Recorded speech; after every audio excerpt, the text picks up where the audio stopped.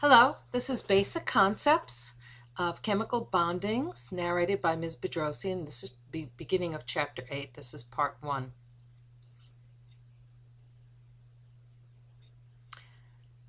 So as a little refresher to remind you what an ionic bond is, an ionic bond is where electrons are given or taken, they are not shared. Now, a specific type of ionic bonds are known as lattices. This is new. You probably didn't get this in regular chem. And the lattice energy is the change in energy when gases in ionic form form ionic solids.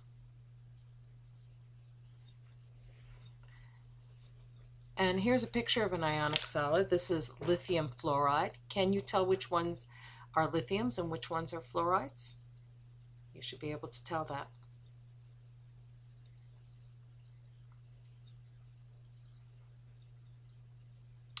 So, lattice energy is usually expressed with a negative sign.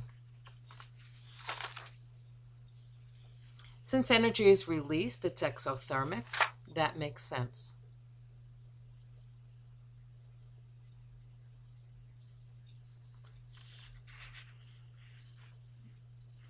So let's look at an example. If we take lithium solid plus 1/2 of F2 gas, we will make lithium fluoride solid. But the problem is these are not ions. That's the thing you never considered before. So we have to get them into ion form. So lithium solid first has to become lithium gas, and that heat of formation is 161 kilojoules per mole. Then the gas has to become an ion. So it's lithium plus 1 plus an electron hanging out. That is 520 kilojoules per mole. Now lithium is now an ion with an electron hanging out next to it. This is called the first ionization energy, when the first electron is removed.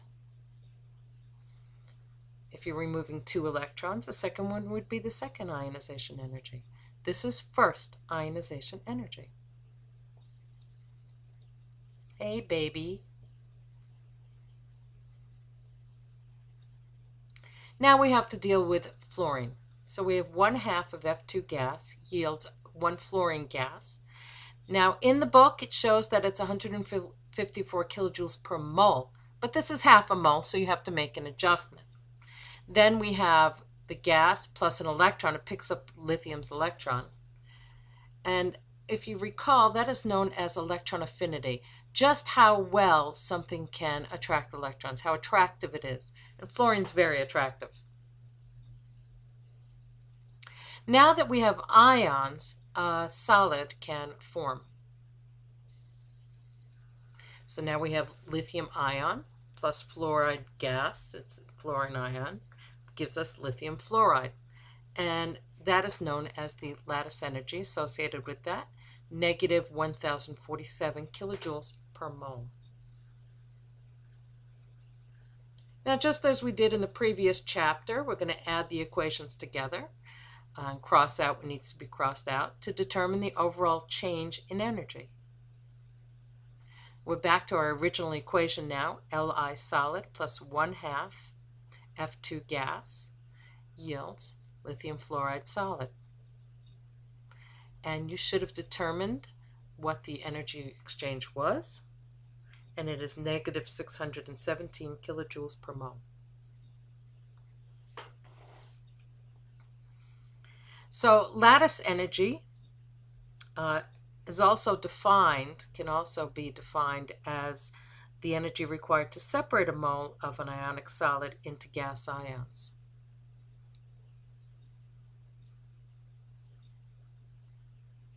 There is an equation associated with that. After all, it's chemistry. So K times Q1 times Q2 divided by R is the equation associated with this. And K is the proportionality constant that depends on the structure of the solid and its E-configuration. So it's unique for each substance, for each lattice. Q1 and Q2 are the charges on the ions. R is the shortest distance between, R is usually distance, between the centers of the cation and anion.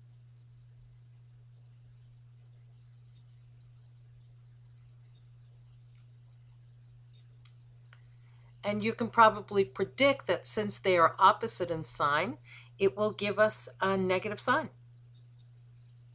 And that only makes sense because it's exothermic.